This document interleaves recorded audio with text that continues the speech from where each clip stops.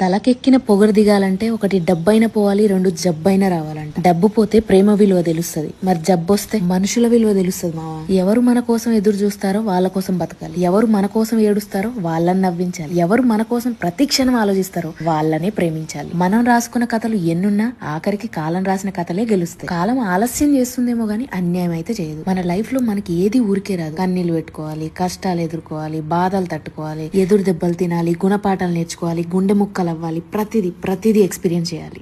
జీవితం మనల్ని నేర్పించడానికి 100 కారణాలు వెతికితే మన దగ్గర నవ్వడానికి 1000 కారణాలు ఉన్నాయని చూపించగలగాలి. మనకు ఒక చిన్న బాధ 100 సంతోషాలను దూరం చేస్తుంది, కానీ మన దగ్గర 1000 సంతోషాలున్నా ఆ ఒక్క చిన్న బాధను దూరం చేయలేదు. లైఫ్ లో బాధలు కామనే మావా, కానీ డామినేషన్ కూడా బాధదేనా? అలా ఎలా కుదురుద్ది? నేను ఒప్పుకోను, మీరు కూడా ఒప్పుకోవద్దు. అందుకే మన మాటలు, మన పనులు ఇతరులను సంతోష పెట్టేలా ఉండాలి, బాధ పెట్టేలా కాదు. మీరు ఎన్నైనా చెప్పండి మావా, అన్ని దానాల కన్నా గొప్ప దానం నిదానమే. ఎస్, కోపంతో ఉన్నోడు కొట్టినట్టు మాట్లాడతాడు, మంచివాడు మర్యాదిచ్చి మాట్లాడతాడు, మరి జ్ఞానం ఉన్నోడు ఏం మాట్లాడాలన్నా ఆలోచించి మాట్లాడతాడు. నిజానికి మన మాట మనిషి మనసును మార్చేస్తుంది మావా. చలో.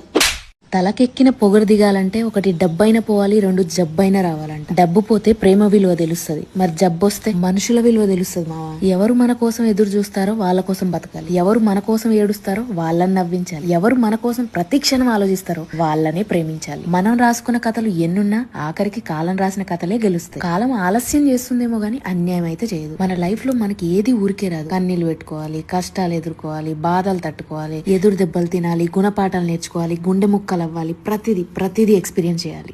జీవితం మనల్ని నేర్పించడానికి 100 కారణాలు వెతికితే మన దగ్గర నవ్వడానికి 1000 కారణాలు ఉన్నాయని చూపించగలగాలి. మనకు ఒక చిన్న బాధ 100 సంతోషాలను దూరం చేస్తుంది, కానీ మన దగ్గర 1000 సంతోషాలున్నా ఆ ఒక్క చిన్న బాధను దూరం చేయలేదు. లైఫ్ లో బాధలు కామనే మావా, కానీ డామినేషన్ కూడా బాధదేనా? అలా ఎలా కుదురుద్ది? నేను ఒప్పుకోను, మీరు కూడా ఒప్పుకోవద్దు. అందుకే మన మాటలు, మన పనులు ఇతరులను సంతోష పెట్టేలా ఉండాలి, బాధ పెట్టేలా కాదు. మీరు ఎన్నైనా చెప్పండి మావా, అన్ని దానాల కన్నా గొప్ప దానం నిదానమే. ఎస్, కోపంతో ఉన్నోడు కొట్టినట్టు మాట్లాడతాడు, మంచివాడు మర్యాదిచ్చి మాట్లాడతాడు, మరి జ్ఞానం ఉన్నోడు ఏం మాట్లాడాలన్నా ఆలోచించి మాట్లాడతాడు. నిజానికి మన మాట మనిషి మనసును మార్చేస్తుంది మావా. చలో.